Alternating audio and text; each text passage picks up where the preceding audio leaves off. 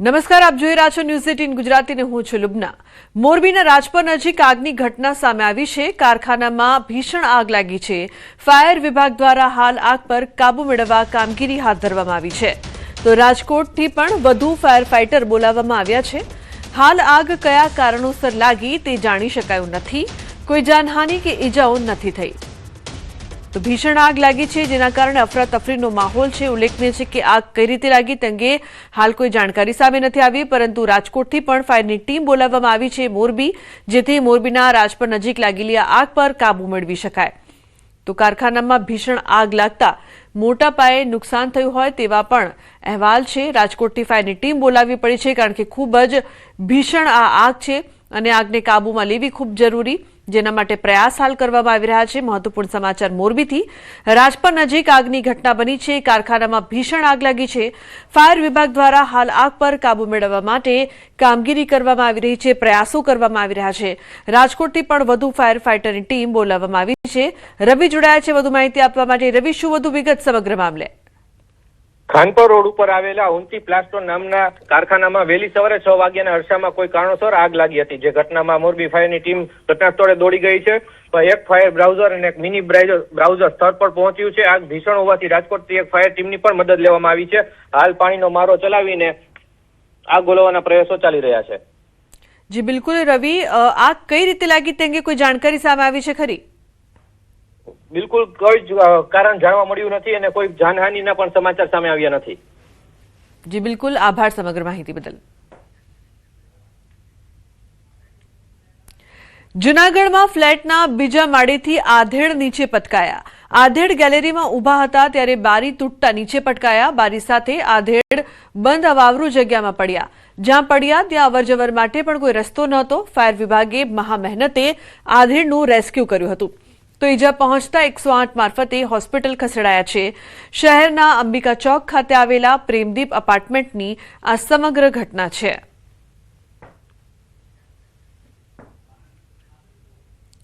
અન્ય સમાચાર, અમદાવાદથી ડીજે વગાડવા બાબતે બબાલ થઈ છે। પોટલિયા 4 રસ્તા પાસે બોલાચાલી થઈ છે। લગ્ન પ્રસંગમાં પાર્ટી પ્લોટમાં ડીજે વગાડવા બાબતે બબાલ થઈ। કેટલાક લોકોએ પાર્ટી પ્લોટ પર પહોંચીને બોલાચાલી કરી હતી। ડીસીપી સહિતના અધિકારીઓ ઘટના સ્થળે પહોંચીને મામલો શાંત પાડ્યો હતો।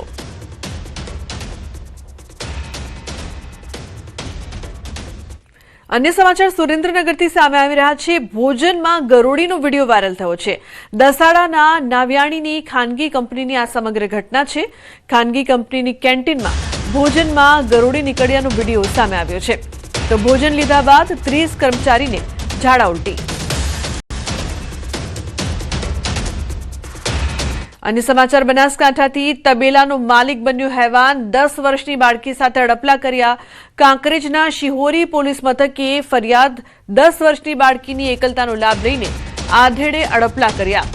તો ખેતરમાં ભાગ્ય તરીકે કામ કરતા પરિવારની દીકરી ઉપર તબેલાનો માલિક જ હેવાન બન્યો હતો।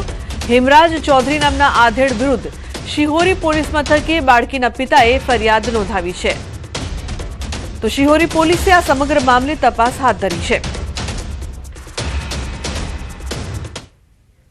રાજકોટ ગ્રામ્ય જિલ્લા એસપી વિજયસિંહ ગુર્જરની આગેવાનીમાં વિછિયાના આકડિયા ગામે કોમ્બિંગ કાર્યવાહી હાથ ધરાઈ છે।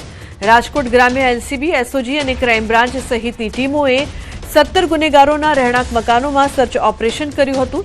ગંભીર ગુનાઓમાં સંડોવાયેલા આરોપીઓ સામે કાર્યવાહી દરમિયાન 33 બિનકાયદેસર વીજ જોડાણ અને અંદાજે 10,000 મીટર કેબલ મળી આવ્યો હતો। વીજ ચોરી મામલે આશરે 21 લાખ રૂપિયાનો દંડ ફટકારાયો છે। આ ઉપરાંત 7 જેટલા વાહનો ડિટેન કરાયા છે। એક આરોપી ફરાર છે અને 2 આરોપી જેલમાં હોવાનું સામે આવ્યું છે।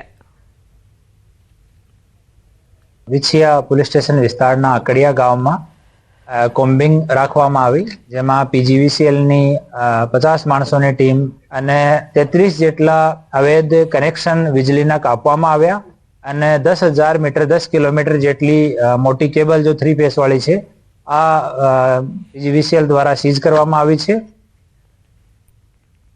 સુરતમાં રખડતા શ્વાનનો આતંક, પાંડેસરાના તૃપ્તિનગરમાં યુવતી પર હુમલો થયો છે. હાથ અને પગના ભાગે બચકા ભર્યા યુવતીને સારવાર અર્થે નવી સિવિલ ખસેડવામાં આવી છે. તો ઘર નીચે જ બેઠેલા યુવતી પર અચાનક હુમલો કર્યો. સિવિલ ખાતે યુવતીને એન્ટી રેબિસ રસી આપવામાં આવી હતી. પ્રાથમિક સારવાર આપ્યા બાદ યુવતીને રજા અપાઈ છે.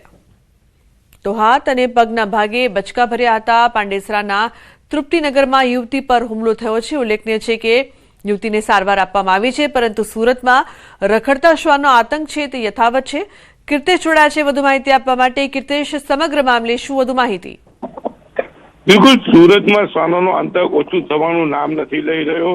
એક પછી એક વિસ્તારમાં શ્વાનો દ્વારા હુમલો કરવામાં આવે છે. ત્યારે સુરતના પાંડેસરા વિસ્તારમાં તૃપ્તિનગર ખાતે હાથ અને પગના ભાગે એક શ્વાન દ્વારા હુમલો કરવામાં આવ્યો છે. એક વ્યક્તિને ઈજા પહોંચાડવામાં આવી છે. કહી શકાય યુવતીને સારવાર અર્થે સુરતની નવી સિવિલ હોસ્પિટલ ખાતે ખસેડવામાં આવી છે.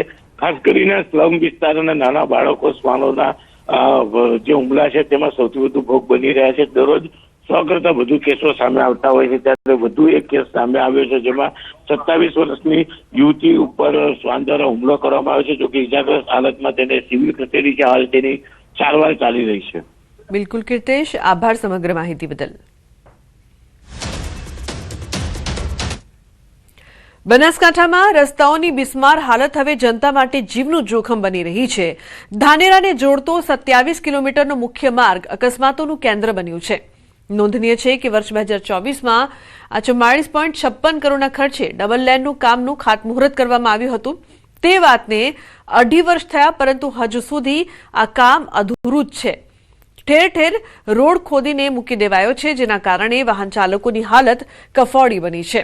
તેથી સ્થાનિકોમાં તંત્ર સામે ભારે રોષ પણ જોવા મળી રહ્યો છે. હોજ હવાર 2 ટાઈમ દૂધ ભરાવા માણસો આવે, એ ટાઈમે બધે દૂધને બરણીઓ બાઠી મરે. સીધી બાઇક લઈને ભોય પડે છે. બધા સારવારમાં છે ધોનેરા સુધી દવાખાને જાય. પછી માણસોને ચાલવામાં દર શનિવારે ઘેડા જવા માટે આ બધી વસ્તીને ફૂલ ટ્રાફિકમાં સાહેબ એક્સિડન્ટો થાય. ટ્રક બાઠી મરેલી પડી એ દોડ નહીં, અને એવી ભયંકર પરિસ્થિતિ થઈ ગઈ. બનાસકાંઠા અને વાવ થરાદ જિલ્લાને જોડતો આ જે મુખ્ય રોડ છે અત્યારે ધૂળ ખાઈ રહ્યો છે. આપણે દ્રશ્યોમાં બતાવીશ કે 2.5 વર્ષ પહેલા જે લાખણીથી લઈને ધાનેરા સુધીના આ રોડનું જે ખાતમુહૂર્ત કરવામાં આવ્યું હતું, મંત્રી અને ધારાસભ્યોના હાથે ખાતમુહૂર્ત કરવામાં આવ્યું હતું, પરંતુ આ રોડનું કામ શરૂ થઈ ગયું હતું અને તે બાદ જે આ રોડ છે તે ધૂળ ખાઈ રહ્યો છે. કારણ કે કોન્ટ્રાક્ટર દ્વારા રોડનું કામ પૂરું નથી કરવામાં આવી રહ્યું અને લોકો અત્યારે મુશ્કેલીમાં છે. વાહન ચાલકો અત્યારે મુશ્કેલીમાં છે. તમામ જે વાહન ચાલકો અહીંથી પસાર થાય છે તેમને મુશ્કેલીનો સામનો કરવો પડી રહ્યો છે. મહત્વની વાત તો એ છે કે આ ધાનેરાથી લાખણીને જોડતો મુખ્ય સ્ટેટ રોડ છે, પરંતુ આ રોડ ઉપર અનેક ગામો આવે છે. તે ગામોને મુશ્કેલીનો સામનો કરવો પડે છે. તે ઉપરાંત આ રોડ ઉપર હનુમાનજી ગેળા મંદિર પણ આવેલું છે. ત્યાં મંગળવારે અને શનિવારે મોટી સંખ્યામાં ભક્તો ત્યાં ઉમટતા હોય છે. તો ભાજપના રાષ્ટ્રીય અધ્યક્ષ નીતિન નબીનના ગુજરાત પ્રવાસનો આજે બીજો દિવસ છે. નીતિન નબીને અમદાવાદના સાબરમતી રિવરફ્રન્ટનું નિરીક્ષણ કર્યું હતું. સાબરમતી રિવરફ્રન્ટ પ્રોજેક્ટનું નિરીક્ષણ પણ કર્યું. સવારે 6 વાગે સાબરમતી નદી પર મોર્નિંગ વોક કર્યું. નદી કિનારે યુવકો સાથે નાસ્તો કરીને વાતચીત કરી હતી. ગુજરાત પ્રદેશ પ્રમુખ જગદીશ વિશ્વકર્મા પણ હાજર રહ્યા હતા. તો ગુજરાત પ્રવાસનો તેમનો આજે બીજો દિવસ. વહેલી સવારે સાબરમતી નદી પર મોર્નિંગ વોક કર્યું હતું, સાથે જ રિવરફ્રન્ટ પ્રોજેક્ટનું નિરીક્ષણ કર્યું હતું અને કઈ રીતે તેનું કામકાજ ચાલી રહ્યું છે તે પણ તેમણે જોયું. નદી કિનારે યુવકો સાથે નાસ્તો કરીને વાતચીત કરી હતી. તો નીતિન નબીના ગુજરાત પ્રવાસનો આજે બીજો દિવસ.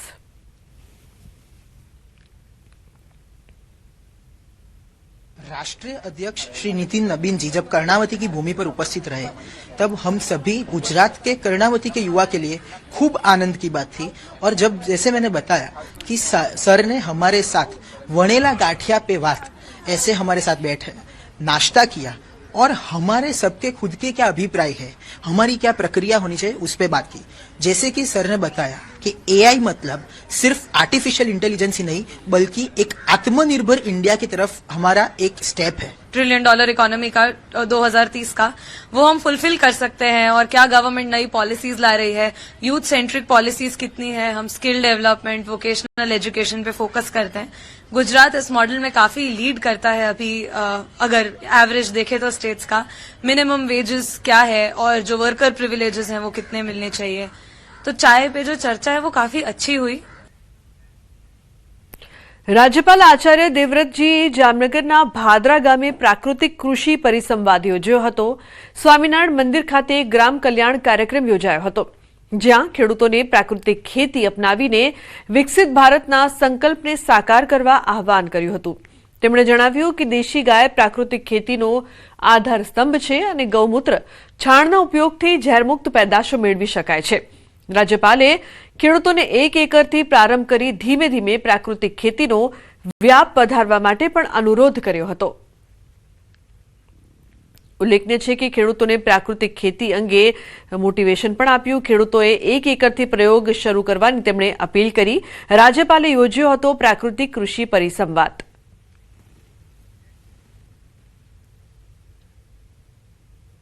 अन्य समाचार सूरत थी। सूरत में आठवा गेट पास भाजपा कार्यकर्ताओं द्वारा विरोध प्रदर्शन करवामां आव्युं। कांग्रेस द्वारा दिल्ली में आयोजित भारत की प्रतिष्ठित इंडिया एआई इम्पेक्ट समिट 2026 में विघ्न उभुं करीने राहुल गांधी की अध्यक्षता में देशव्यापी विरोध करवामां आवी रह्यो छे, जेना लीधे भाजपा कार्यकर्ताओए राहुल गांधीनुं पूतळुं सळगावीने विरोध व्यक्त कर्यो हतो।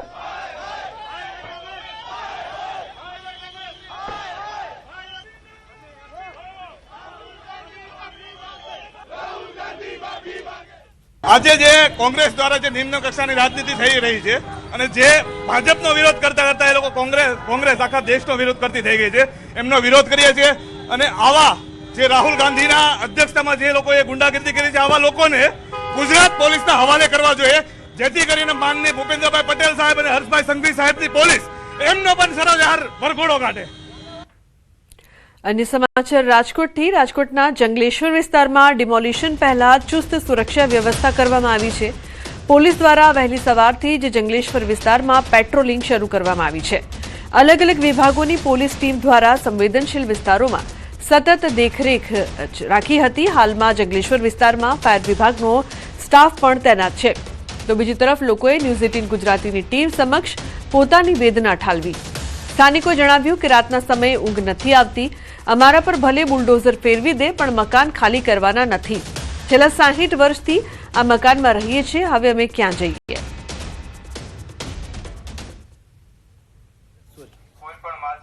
રાજકોટના જંગલેશ્વર વિસ્તારમાં સોમવારે ડિમોલેશન થવાનું છે। જો કે એ પહેલા જ અત્યારે અહીંયા સ્થાનિકોમાં પણ કંઈક આક્રોશ જોવા મળી રહ્યો છે। બેન, શું કહેશો? આપનો આક્રોશ કઈ રીતના છે? શું આપની પરિસ્થિતિ છે? અમારે 60 વર્ષ થઈ ગયા અહીંયા રહેવાનું। અમારે રોજ આતા છી, રોજ આ મહિનામાં પાડવાનું કીએ છે 2 દિન, અને મારો ઘરવાળો નથી। અમે ક્યાં જાય? સમજ્યા? અમે 60 વર્ષ થઈ ગયા। મારા છોકરા અહીંયા પેદા થયા, અહીંયા પરણી ગયા। અમારા જન્મ જ અમારા છોકરાનો અહીંયા જ છે। તો અચાનક ખાલી કરીને કેમ? અમે અમને આશરો કીધું તો નોટિસમાં લખેલું છે કે તમને દેશું, તો અમે રોમાય નથી આવતું। અમે ક્યાં જાય ભાડે રહેવા? હૈયું ભરાઈ જશે કે મરી જાવ, અને આવશે પાડવા તો હું પાડવા નહીં તો અહીંયા મરી જઈશ। આમાં આશરો દે તો ખાલી કરે ને, આ લોકોને સમજવું જોઈએ ને। હવે આટલું માણસ જાય ક્યાં? આ એક ફરિયામાં 8-10 જણા રહે છે। 8 જણા લઈને અમે રોડ ઉપર જાય, ક્યાં જાય કઈ સમજાતું નથી સાહેબ। રાતે નીંદર નથી આવતી, હરકું ખાઈ નથી શકતા સાહેબ। આટાણે હાલત તો જોયો, અમે કામ મેકીને સાહેબ આવ્યા, રોજના 500 રૂપિયા ટક કમાવા વાળા છીએ, સાંજે પછી ખાઈ છીએ અમે, બરોબર? રાતે નીંદર જ નથી આવતી સાહેબ, કે રાતે સવારે શું થાય, કાલ શું થાય, પાડવાની નથી, શું કરશું અમે સાહેબ? તો જે પ્રકારથી લોકો પરેશાન છે, કહી રહ્યા છે કે તેમને આશરો આપવામાં આવે તો જ તેઓ ખાલી કરી શકે।